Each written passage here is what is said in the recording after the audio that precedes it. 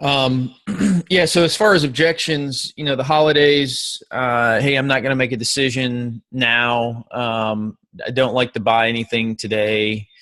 As well as something like, hey, I've got another guy coming to talk with me, so I don't want to make it. Those are all, very similar in the fact that they're waiting, to purchase. They're not going to commit. So I think those can be handled very similarly, and we can talk through that.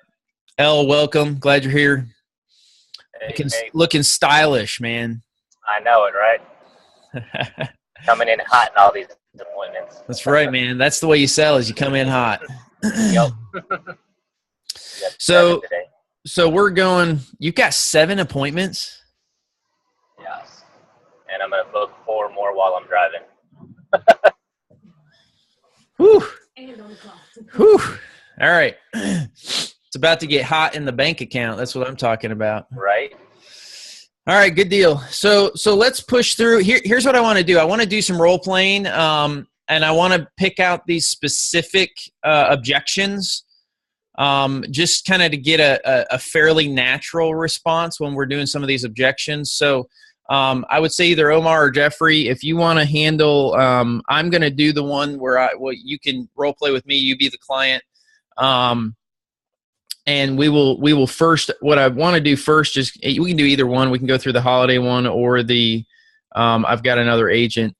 You guys pick which one you want to do, and then you be the client. Push me hard on it. Be a pain in the rear end about it, and we'll just kind of see if we can push through some things and talk through some items that might be helpful. Who wants to go first? I'll do the holiday. Okay, so what I'm going to do is first I'm going to set this up, and I want to do the pre-setup. So when I come in to the home, first of all, probably the very first thing that I want to make sure you guys are getting a lot of focus on is make sure that you set the environment up to where you're the one in control. I think a lot of times what happens, especially early on with agents, is they tend to focus more on the friendly side, being friendly and being nice and talking through the chit chat and all that stuff, there's nothing wrong with that. But for me, when I enter in a home, I chit chat until I get to the dining room table. When I sit my rear end on that chair, it's go time for me. And there's a switch that flips in my head to where now it's time to get focused. It's time to be serious. So if you're wanting to chat, there's nothing wrong with looking at the pictures and petting the dog and the cat and doing all that stuff. I always said when I was full-time in the field, anytime anyone had a dog or if they had a piano, I was going to sell them because I'd sit down and play the piano. I'd sit down and, play with the dog and I'd talk about mine and, everyone loved me and, oh, great, you're a wonderful guy, that whole thing. But again, the key here is you can't carry that attitude through the actual presentation. Okay. So there has to be some sort of a switch in your mind that when you sit down, and I'm sitting down with Omar. Okay. Hey, Omar, appreciate to get to know you a little bit. How much time do you have? How much time have you dedicated to us spending some time this evening? I'm always going to get a time commitment. So how much time do you have, Omar? We got an appointment in a little bit, so probably got about an hour at the most. Okay, perfect. So here's what I'm going to do. I want you to help me out. I'm not the best at keeping track of time because I tend to get off track a little bit and talk about some things that become important to you, that become important to what we're trying to solve today. Do me a favor and just keep an eye on time. Make sure that you can help me stay on track for that. I've got to be in another meeting anyways in about an hour, so I think we'll be okay. So I want to try to keep this to about 40 minutes. Is that fair? Okay. Okay. So when we talked on the phone, Omar, I know you expressed some importance to why it was that you wanted some of this coverage. Can you help me understand exactly why did you fill out the form? Why am I here, first of all? And how do you feel that I can help you solve this concern that maybe you have? Well, when I signed my mortgage, I started getting a whole bunch of papers, and I basically sent them out. So I've had a whole bunch of agents call me. Sure. Uh, at the beginning, I really didn't know what this was about. I started getting some calls from you and other agents, but I really didn't know what it was about. I just started getting phone calls because I filled out some forms that I thought that were from the bank. Okay. Okay. So that's perfect. I appreciate you sharing that with me. So I'm here. So you remember the form that you had filled out, and this is where I pull out the lead. Okay. I'm going to pull it out. I'm going to slide it over to him. Yeah. When you remember the form that this is really the reason why I'm here is because you had filled this out. And I'm probably getting a little bit ahead of myself. Let me back up just a little bit and tell you a little bit about myself and kind of what I hope to accomplish working with you today. So I run a financial planning firm and you guys can say insurance planning. I run a financial planning firm here in Fayetteville.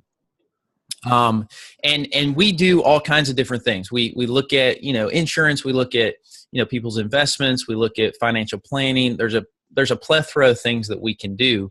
But here's what we found out is as we worked with individuals, we have learned that one of the most underserved areas is people's largest asset. That largest asset is oftentimes, for the average American, is oftentimes their home. And it's the same reason why you expressed a concern and a need by filling out the form. So we've partnered up with banks. We've partnered up with people that have connections to individuals that have recently refinanced a home. And that's why I'm here. You expressed a concern, a need, an interest. I'm here to help facilitate any kind of education, help you understand what it is that you can do to solve this problem. Now, here's what I'm going to make you one promise. I'm probably the worst salesman you're going to ever meet, okay? I don't like selling people, but I'm a teacher by trade. I like to educate. And so I'm going to make sure that you understand what this is, what it isn't, how it works. I'm going to help you understand if it fits in your budget, if you can even qualify for it. But even if we leave here today and there's nothing that you can physically put in place, I want to make sure that you know what it is and you feel better educated because you've met me. Is that fair? Okay. Okay. So the other thing I'm gonna kind of make you aware of is I've done this not long enough to know that inevitably when we get done with some of the education side and we look at putting something in place. There's a common theme that I hear. Okay, I've been doing this a long time, and there's a common theme. I'll hear people say things like, hey, I need to think about it. I need to pray about it. The holidays are coming up, and I don't have the extra money. I hear that a lot, okay? Usually what that means is that it doesn't fit the budget. Because if you're like me and my family, we live on a budget. There's a certain amount coming in. There's a certain amount going out. And so if it's anything above, there's a threshold that people have. And if it's anything above that threshold, there's a trigger and they say, wait a second, I've got to make sure that this is right because it's too much. Okay. So just do me a favor. If and when we get there and that thought goes through your mind, because it will, if it goes through your mind, just do me a favor, be transparent with me, be honest with me, and just say, hey, Mike, it's really about the budget. It's probably a little too expensive, and it's going to make me have to think and make sure that it gets. Because if that happens, we work with 60-some carriers, and I guarantee you that there's something that we can do to bring that down and make it more comfortable. But you've got to work with me. I'm here to work for you. I'm not here to sell you anything. I'm here to work for you. Is that fair? Okay. So tell me again, Omar. What's the main concern? You mentioned that if you weren't here tomorrow, your wife Sally, she isn't going to be able to take care of the home. Walk me through that just for a little bit. What would life look like if you weren't here tomorrow? Well, I don't know. Like, I guess I do have some life insurance. She would have that to live off of. Okay. And other than that, I don't know. I'm not going to be here, but we do have some life insurance in place to help her get through any Perfect. necessities or something that would happen. Perfect. What do you have in place currently? That's a good thing. I'm glad you have some. What do you have in place right I now? have $250,000. $250,000. Do you know what type it is? Is it a term policy? It's a term. Term. Is that through your work, or did you buy that outside of work? It's personal. Personal. Do you know when that expires? I have about 20 more years to go on it. 20 more years. Perfect. Okay. And do you know roughly what you're paying for it? $31. $31. Holy cow, you got a good deal, dude. I did. And actually, it's $500,000. Good deal. All right. Gets even better and better.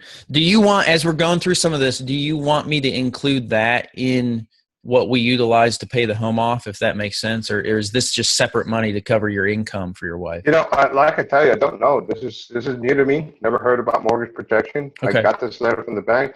I really didn't have any concerns about my wife not being able to pay off the bills or anything like that. Okay. I thought my policy would be enough. But obviously, we got that in the mail. And originally, we filled it out because I thought we needed to buy this type of insurance. Okay. I thought it was a requirement. Sure. What was when you bought the $500,000? What was the purpose of it? Like, what was it designed to do when you purchased that? It was just designed to cover me. You know, if I would die right now, that my wife would have something to live off of. So it was strictly designed for income for her. Am I hearing that right? Uh-huh. Okay. So there wasn't any intent necessarily to pay off debts. It was strictly to make sure that she had an income stream, to make sure that she's taken care of. Well, I wanted to make sure she had something to live off of. Okay. Fair enough. Now, do you guys have any coverage as well on your wife? Yes, we do. Okay. What is that as well? She has $100,000. So, man, you're going to make her rich, and you're not going to be rich yourself. Well, my wife doesn't work. I do. So my main concern was to cover the bread. Okay. No, bread that's a very wise. You're very wise to do that. That's good. Is hers also a term policy? It is. Okay. Well, hers is whole life, actually. Whole life. Okay. Good deal. Do you know about what you're paying on that? On hers, $100 a month. $100 a month. Perfect. Okay. And what was the purpose of it? Was it to pay off debt, or what was the main goal of it when you purchased it? Well, I figured if something happened to my wife, I would be completely depressed and wouldn't want to be around anybody or work. So I thought it would get me through the grieving part of my life. Okay. So really designed to just cover a period of time, kind of to get Correct. you through that. Okay. Perfect. Okay. I'm going to pause just for a second. Okay. You guys notice that I've spent a lot of time on this.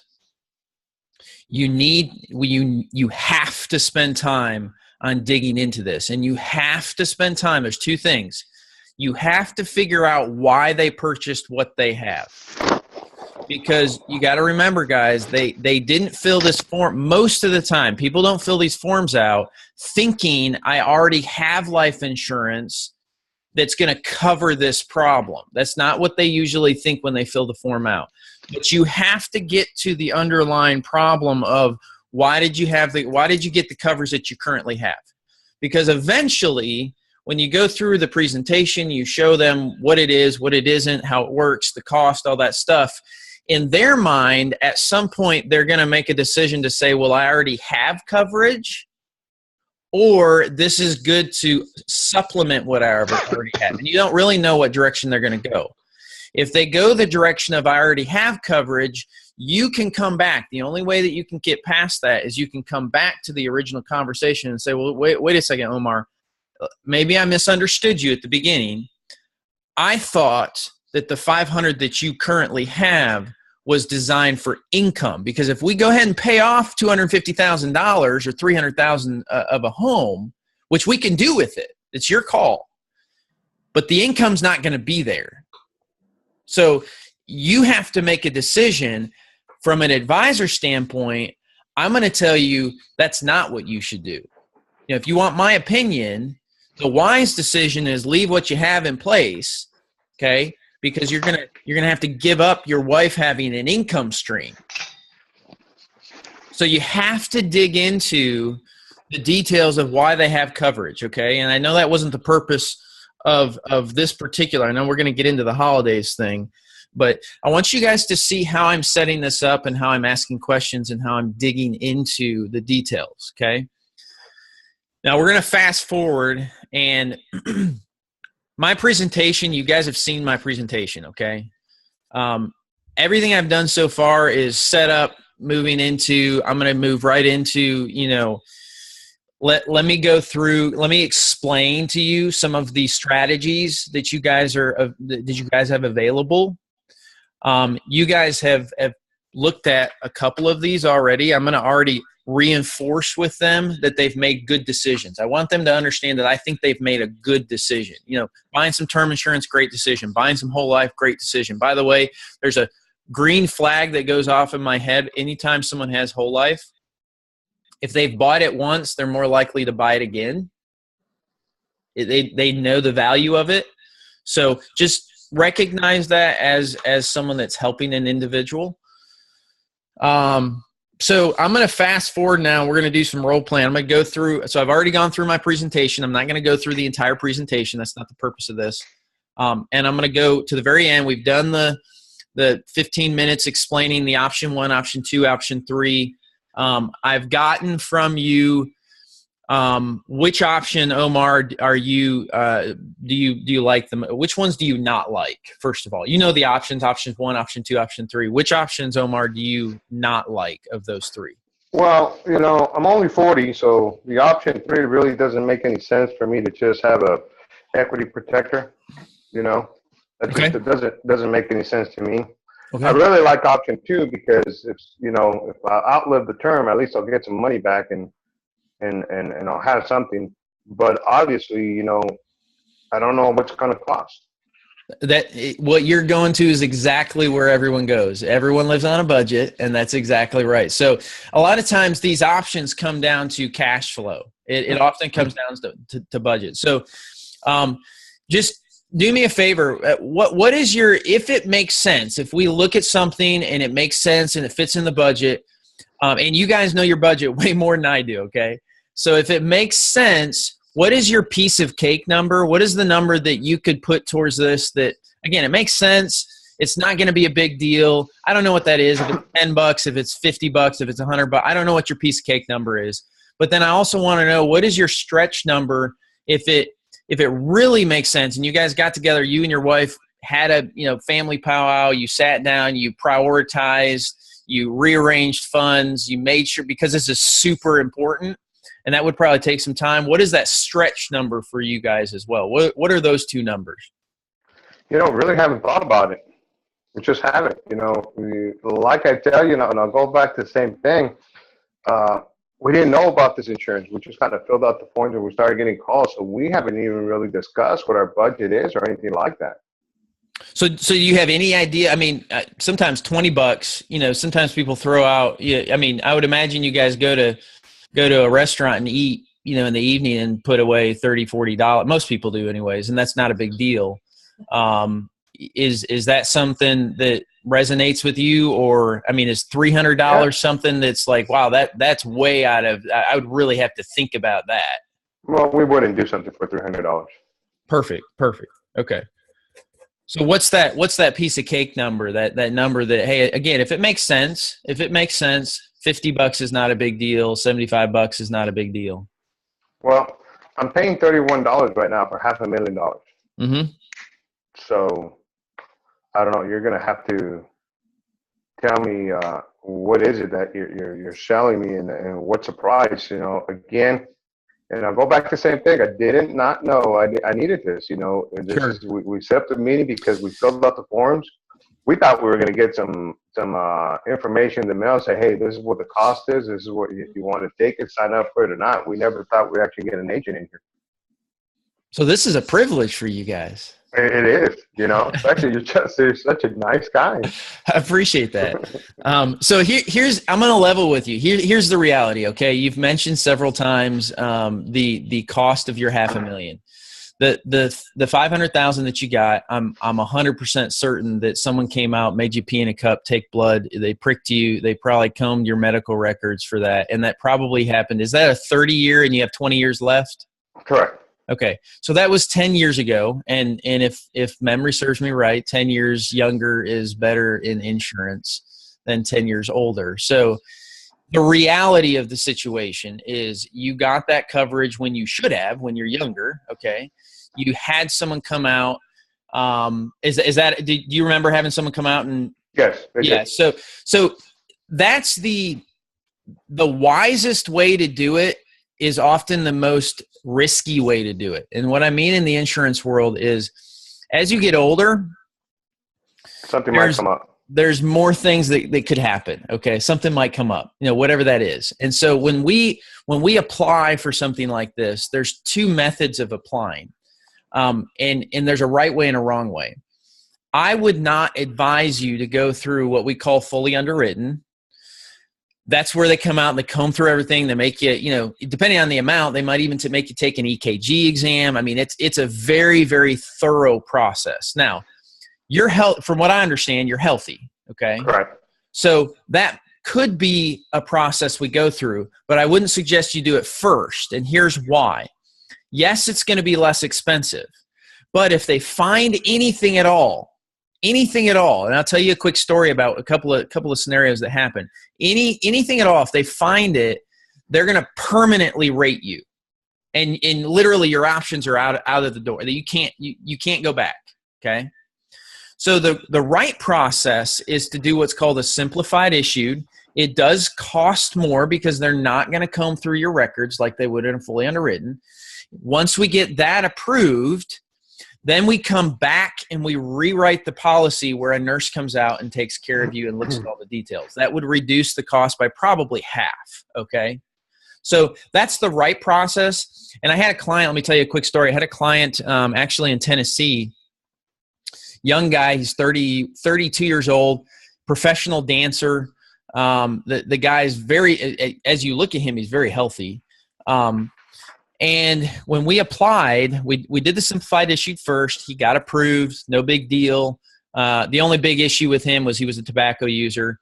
But other than that, when we went through the fully underwritten process, there came back, he had to do an EKG. He was trying to get $750,000 of coverage, and he had to do an EKG. In that EKG, there was an irregular heartbeat or irregularity of some sort. And they told him he had to go to the doctor and have that looked at with his own cost, on his own dime, okay, of which it was a concern to him, and he did, okay. Long story short, I didn't know this, but there's 3 circuits that function in the heart, and you can function on just one of them, but you have to have one of those circuits functioning. It's like your electrical system, okay. He found out that 2 of the 3 of his circuits were non-functional. Just not even working, not even active, okay? Hadn't been active since childhood. And he had no clue. He's early 30s. Now, I'm telling you this to tell you that again, does that happen every time? No, it doesn't, okay? I'm not telling you that to freak you out or anything. But I'm telling you that because the process that we advise a client to go through is the right process. He went through the process of simplified issue. He was able to keep that. He could not get the fully underwritten. In fact, we've tried to get it since then, and he still can't.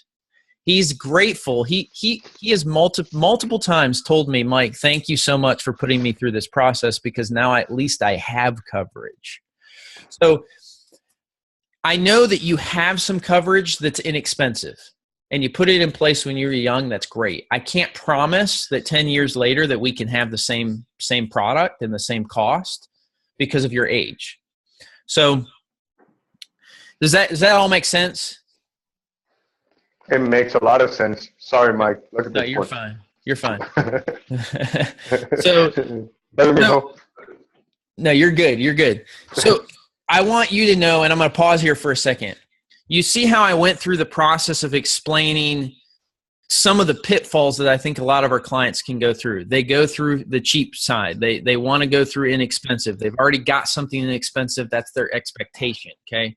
So I'm laying all of these groundworks while I'm going through my explanation to make sure I'm getting to the objection before they do, Okay. Because I know there's going to come a time, and Omar's really challenged me on this, and I appreciate that. You've done a real good job, Omar. Well, I've gone through this, so I want to learn. Well, it's good because what you're telling me is some of the most difficult things that you try to get through on.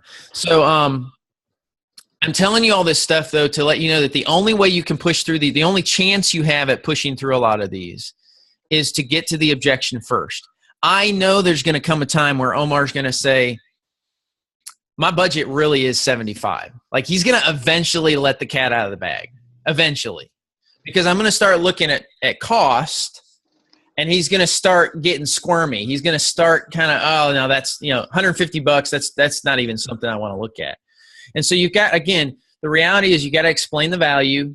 That value has to fit inside of their budget. Omar's been a little bit at keeping it close to his heart at what his real budget is. And eventually, I think you would eventually come out and say, well, here's the reality. Like, I really don't want to spend more than $50. Eventually you'd say that.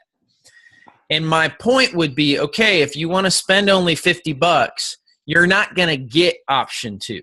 It's not going to happen. So there's a cost for everything. The term insurance that you currently have, Omar, at $500,000, all the money you're putting in, it's a good rate, but all the money you're putting in, $30 a month for 30 years, is gone if you don't pass away. Correct. Okay, so you can't get that kind of policy. There's not much value in that because the likelihood of you dying is slim. That's why it's cheap. Okay. So if you want more value, you're going to have to put more into it. That's just the way these policies function. Okay. And I'm not here to tell you have to put more money into it. This is your game. This is your plan. This is your wife. If you're not here, she's the one that needs to be taken care of. Okay. So I know I'm taken care of. I've got enough in place for me. If I pass away, the only thing my family has to worry about is the fact that they've got to grieve me not being there. Okay. I know they're taken care of. I know that my family's taken care of. So I want to make sure that your family's taken care of, and I want to make sure they're taken care of with the policy that makes the most sense for you. Does that make sense? Correct. Got it. Okay. So how much more do you want me to go into this? Because I think because we haven't covered the holiday stuff, but if you notice at the very beginning, I already said, I already stated at the beginning. Have you even thought about saying that whole part of the line about the whole holiday stuff, Omar? Well, you really haven't got to that. I was waiting for that. Okay. I was waiting for the sale to tell you, hey, right, I don't have any money. We'll go there. We'll go there. All right. So, Mike, can I ask a quick question? Yeah, go ahead. Go into that. Yeah. When they push back on the budget, because I've had people do that, you just kind of let it go and just keep going until they eventually into what they want. So yeah, you have to be a little bit careful, okay? I'm not the type of person where I'm not so aggressive that I push until I get rude and then they ask me to leave. Like that's not me. But I will step back when I push and I get a lot of pushback. What I will do is I'll step back and literally sit back in my chair and say, guys, I don't know about you, but I'm feeling a little bit of a little disconnect. I'm here to help. If what we're talking about isn't something that's of value to you guys, the last thing I want to do is to cause any kind of an argument between you guys and hammer the budget. And that's not, I told you in the beginning, I'm not here to sell you, but I'm getting some feedback from you. What I'm feeling from you is some tension. And I don't know if that's around the budget or around the product or around me. I have no idea. So help me out. Guys, that's an uncomfortable question. But if you don't address that, if you're feeling some heavy pushback in the home, you've got to sit back, put your pencil down, sit back, and you've got to take some time to dig into that. Because if you don't, it's going to just tank the entire sale. You cannot push through that and not cover it. It's very uncomfortable. Going up. Yes, it's very uncomfortable to do, and you have to do it in a cautious way. The best way to do is to be very non-confrontational. You have to do that in your body language, okay? So you have to sit back. You have to have your hands open. You have to, be open yourself. Put your pen down. You have to be very, very comfortable. Sit back and address the situation. I'm feeling like maybe the budget is a concern. Do we really have some funds to deal with here, or are we pretty strapped on this? You got to uncover that, because people they're not comfortable a lot of times talking. They don't want to look bad to you. And that's what they look like. They look like, everyone wants to make everyone look like they have millions of dollars, Oh yeah, I've got $50 a month. That's not a big deal to me. $100 a month. That's not a big deal to me. But then when push comes to shove and they sign the paperwork and you're gone, what happens? Policy gets canceled. Right. Because what I've gotten is, well, why don't you just tell me what it is and cost it is, when I ask about budget. And I'll say, I'm here to help you. And, this helps guide me through, the right products for you, because I want to fit in your budget. What it's a comfortable number for you. And they go, well, you just, I want to hear what you have to say. You tell me what you have and what it's going to cost. So my assessment of that is more than likely they don't know what their budget is. That's exactly what I was going to. They never know what the budget is. They have no clue, you guys. They don't know what comes in and goes out. They have no idea.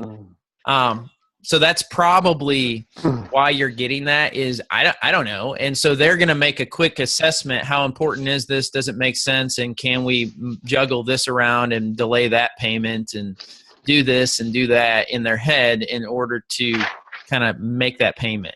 So not the wisest financial position to be in, but that's probably what, they probably don't even know what a budget feels like, honestly. So how are you addressing that? Well, they don't know the numbers.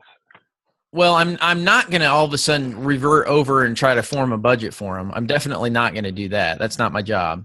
But you can proceed with showing them, but you have to do it in a way, guys.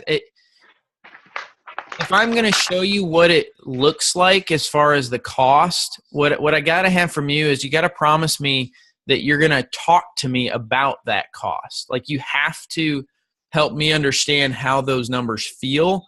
It's like going to a car lot and saying, hey, I want to, hey, Ron, I want to buy a car. Well, okay, what's your budget? Well, just show me some cars. Well, okay. I mean, I can show you an $80,000 Lexus, or I can show you a used Hyundai. I mean, you got to help me out a little bit. And using those analogies can often help break the ice and help them understand. And then you can move forward. Even if they don't give you a budget, you can move forward because you can use that analogy. I'm going to show you that, but I'm shooting from the hip, guys. I don't, and what I don't want to do is give you sticker shock.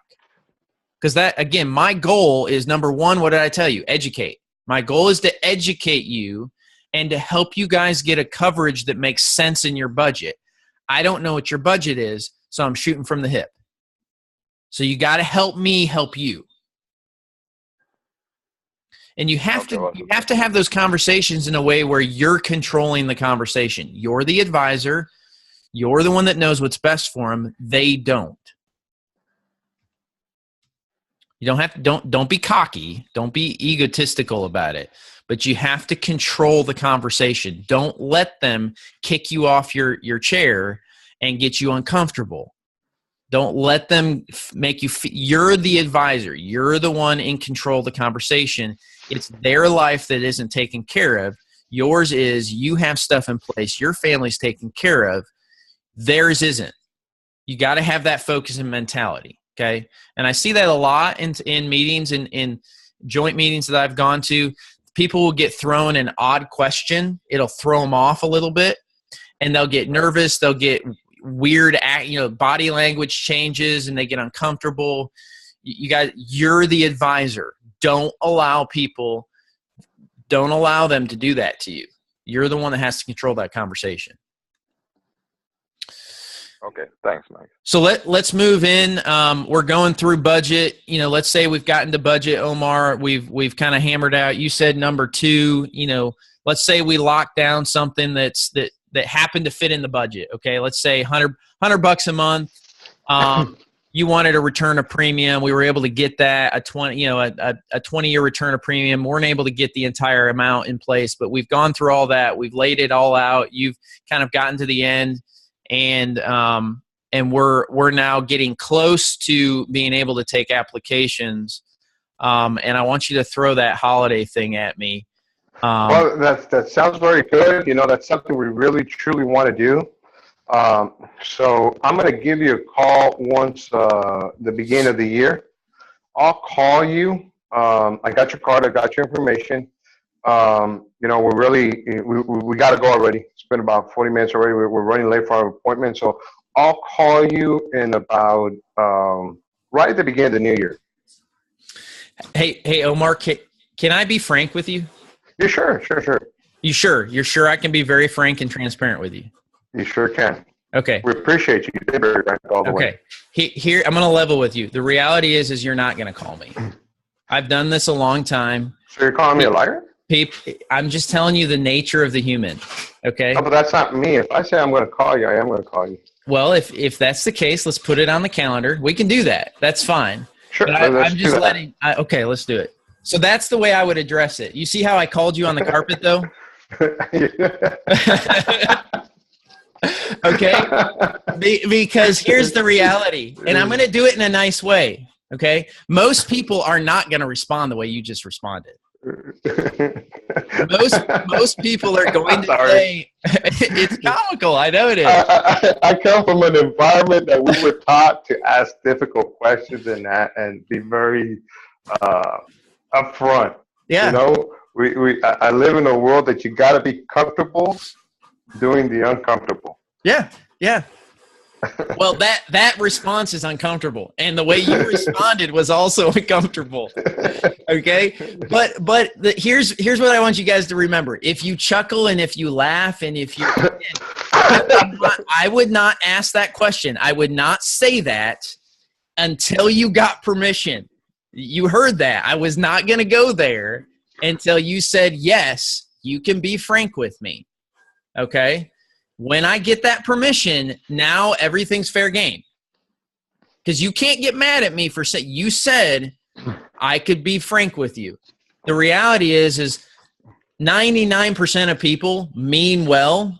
They intend to call me, but you will get busy. You will get, other things will become important. In fact, in a month and a half, you might get another phone call from another person, and you might sit down with someone else. I'm just telling you what I've experienced, okay? Nothing against you, and I know you don't mean anything against me. I know that. It's just I've been in this business, okay? I understand how it works. Mike, so, yeah. Can I say something right here? Yeah. What I have done, and maybe is at that point, because I say the same thing, can I be completely honest with you? I sit back and I say, hey, I turn it to third person. I say that human nature is that I never get that phone call back. That's how I do it, is I make it third person, and then they go, well, I'm not that person. And then you go to the personal part of it and say, well, I hope you're wrong, but my experience doing this for over 12 years is I never get that call. You're going to go on with your life, and you're going to realize, my goodness, or you're going to pull my card out or something at 60-some years old and think, why didn't we do this? Don't put yourself in that position. And what you can do, and I like that. That's probably a little bit less intense, initially. I went straight to the the jugular. I know it's just an approach. I just make it third person, and it doesn't make it as intrusive. That there's nothing wrong with that. The fact is that you're doing the same process. You're addressing it in a very similar way. You've got to call the elephant in the room. You have to call it out. However you do it, you've got to do it. Yeah, exactly. So, and then from there, what I would tell you is if they really press you, Omar, on, no, I'm going to call you back, then schedule it. schedule it on the calendar, get it down. When am I going to get a phone call? How much time? Because sometimes people will say like, oh, I need a week to think about it. You know, like they'll say I need some time to And, think I got some meetings scheduled to call back, but the reality is after that, they don't answer the phone. Exactly. And that's Even if I why, schedule it, they don't even answer the phone. and that's why I would rather you hammer that in the home while you got them there. Call a spade, call it what it is. Even if it ticks them off, they're going to remember Omar said this was going to happen. When you call them and they see your number and they get that voicemail from you, they're going to go, oh, doggone it. He said that this was going to happen. And maybe they'll level and call you back and say, thank you. I appreciate you, Omar. Now, if they don't, they don't. Gotcha. Okay, quick question, I've Mike. had it happen. Seriously, guys, I've had it happen. I mean, I've not been in it as long as Mike or even some of you maybe, but I've seriously one time out of always going back, have I been able to go back in the home? I don't know what the exact number is, but it is low. One time have I got back in the home and basically wrote a policy. Yep. I'm at 0. That's happened to all of us, and I think, Mike, you're really good at it though. But how do you determine? I've seen you go in the home and they push, and then you say, okay, let's schedule. What's the date that you want? So how do you kind of balance that? So it's kind of a natural. You have to kind of. You have to push until there's enough resistance that that it's hard to explain. You know that resistance is going to turn into like, okay, I despise you now. Like now it's uncomfortable. So it's almost like, when you're working out, you can lift enough weight to get a good workout. But then when you get too much weight, all of a sudden you're like, I can't do this. This is way uncomfortable for me. It's out of my range. I can't do it.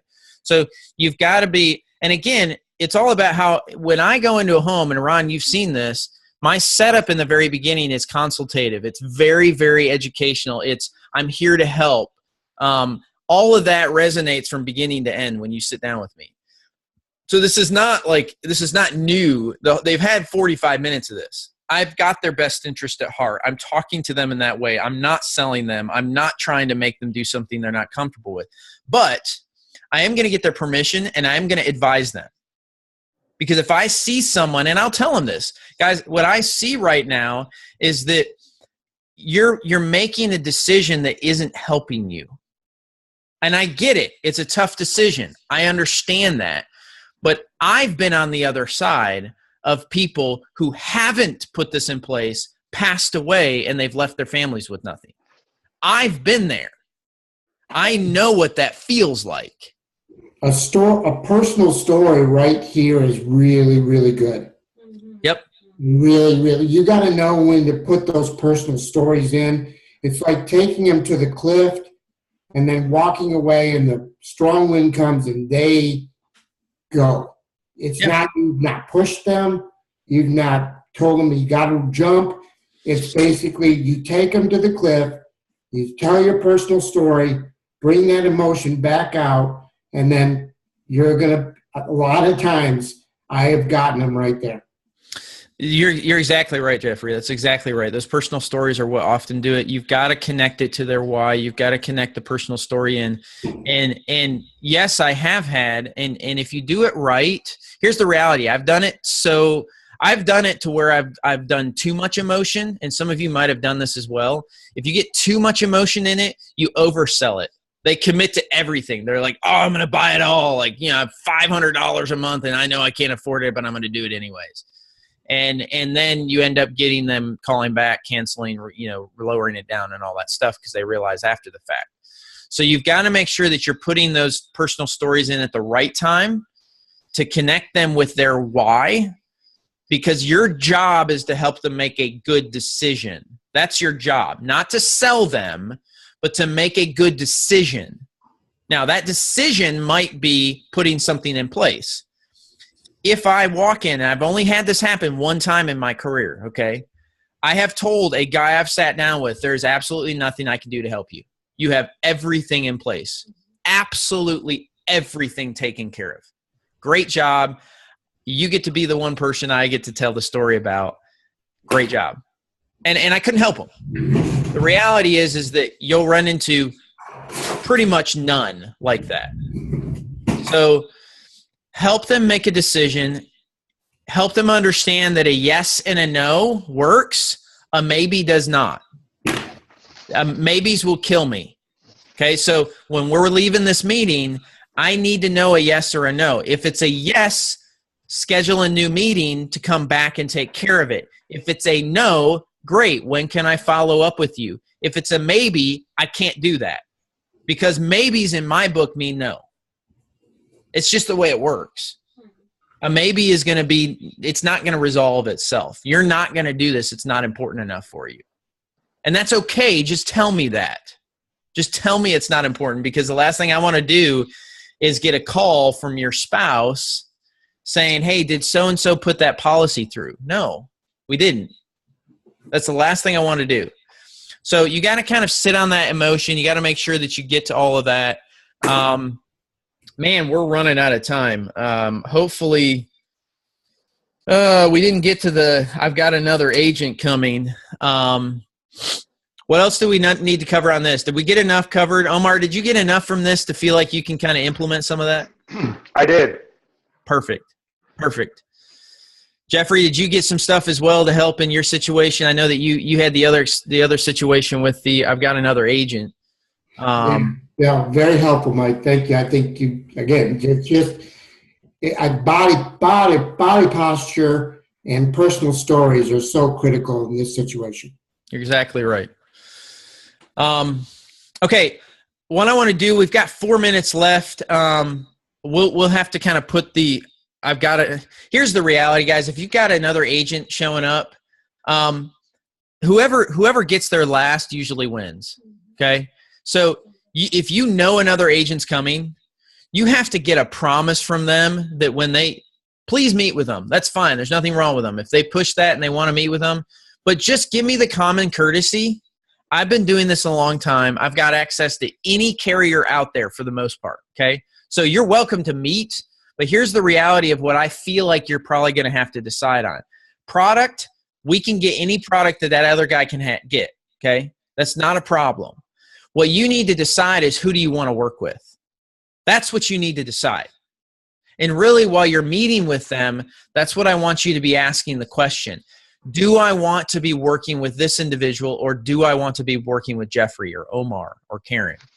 Who do I want to be working with? Because we're the ones that continue to service the policy, continue to work with, and not everyone has not everyone has the importance that I put on client follow-up, connecting with clients. Not everyone has that connection.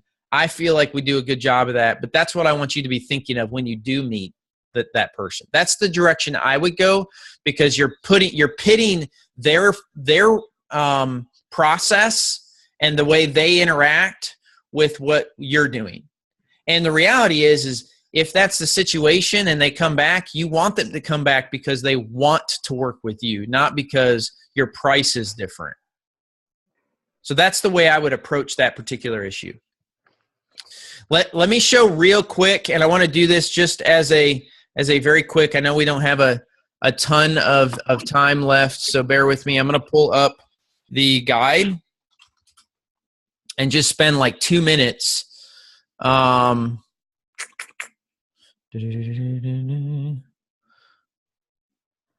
I'm going to log into hold on. Yes. All right. Let me share the screen.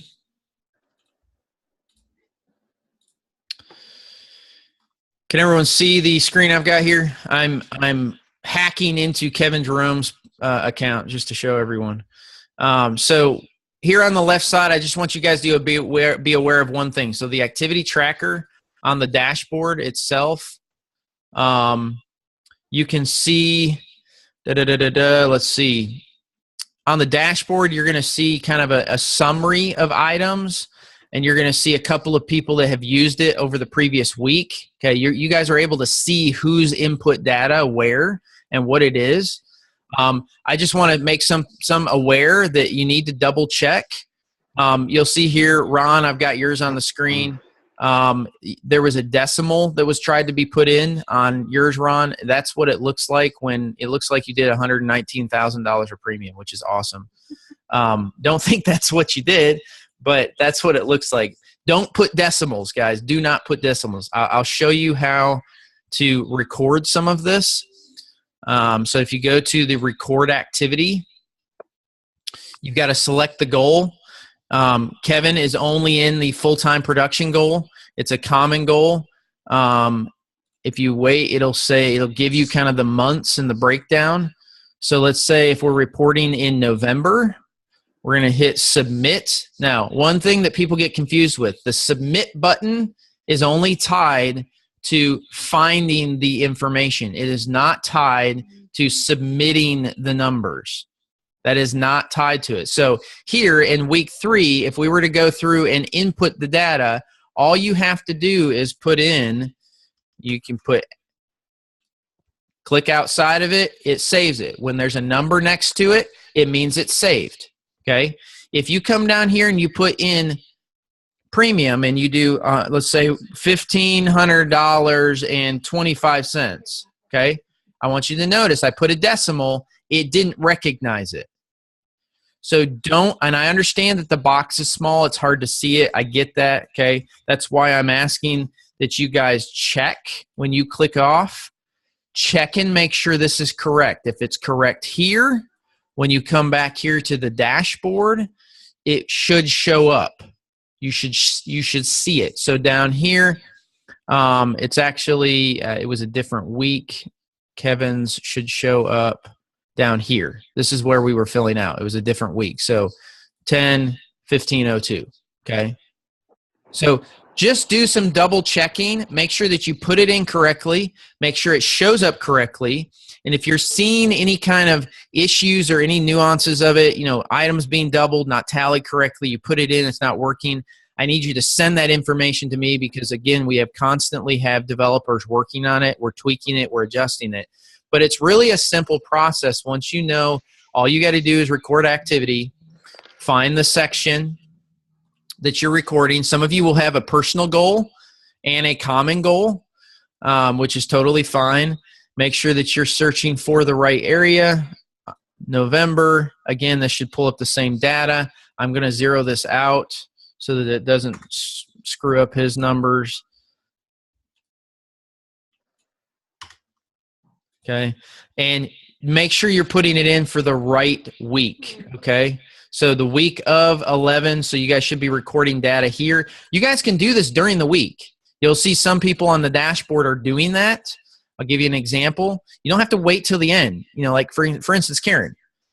I know that she does this at the end of the day, at the end of a meeting, at the end of, she updates it as it's going so that she knows as her week is progressing, she knows where she's at and what's going on. I would advise that you do that. You don't need to wait to the very end and wait till 10 minutes before our meeting on Monday morning. Be a business owner, track your information, track it on a regular basis. This takes you no more than, what did we do? We took 3 minutes. I'm advising you guys on it. We took 5 minutes to show you how to do it. It took me all of probably 30 seconds to come in and actually input the data in. Okay. So that's the last part of what I wanted to share with you guys. I don't know if you've got any other questions about it, but hopefully that was helpful. Very helpful. Thank you. All right, guys, appreciate you being on here. Guys, it's our duty to encourage other people to be on this call, okay? Make sure that as you're recruiting people, encourage them to be here. They don't have to be licensed. They don't have to be anything. They need to get absorbed in the culture. Get them on this video conference. Get them to know who we are, what we do, how we do it. Ask the right questions. If they just sit back and they're a fly on the wall, that's fine. That's okay. They will learn a lot of information just by having these candid conversations and really kind of working through a lot of it. Omar, thank you for being a good sport. You were awesome at it. Thank you for pushing hard on me. Great job. And guys, have a great week. God bless, and go help a lot of families, okay? Bye, guys. Thanks, Mike. Thank you, guys. See you later.